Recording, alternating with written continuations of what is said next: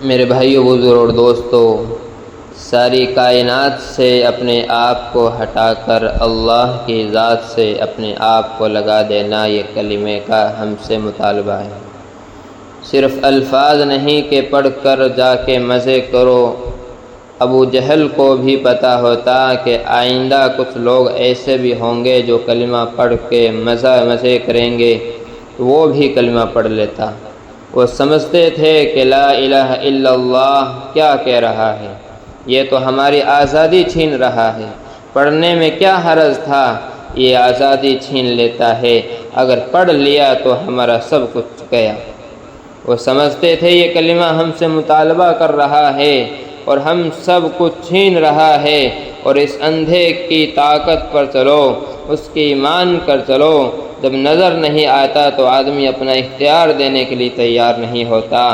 جب تک اندر ایمان کا نور روشن نہ ہو جائے اور اندر ایمان کی شمع نہ جل جائے، تو سارے نبیوں کی یہ دعوت تھی کہ اللہ کی طاقت کو مان کر اپنا اختیار اس کے سپرد کر کے چلو۔ تمام مخلوق اللہ کے حکم کے تابع ہے، جو ساری کائنات کا بنانے والا ہے۔ رزق بھی وہ دیتا ہے، سارے خزانے اسی کے ہیں، ہوائیں اسی کی ہے، پانی بھی اسی کا ہے، سورج اسی کے حکم سے آگ برساتے ہیں، سمندر اسی کے حکم سے بخارات بناتے ہیں، ہوا اسی کے حکم سے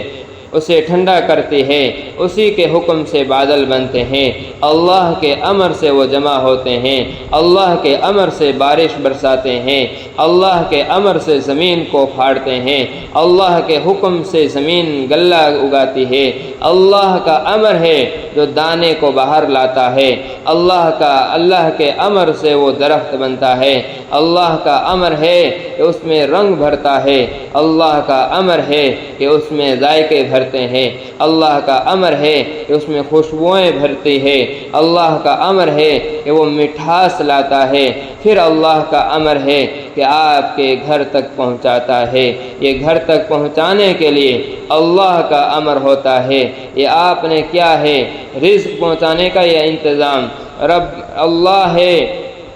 آسمان و زمین کا رب، جبرائیل اور میکائیل اسرائیل کا رب۔ تو کیا کرو، اللہ کے حکموں کے پابند بن کے چلو، کمائیوں کے پابند نہ بنو کہ چلو مطلب یہ ہے ہر وہ کمائی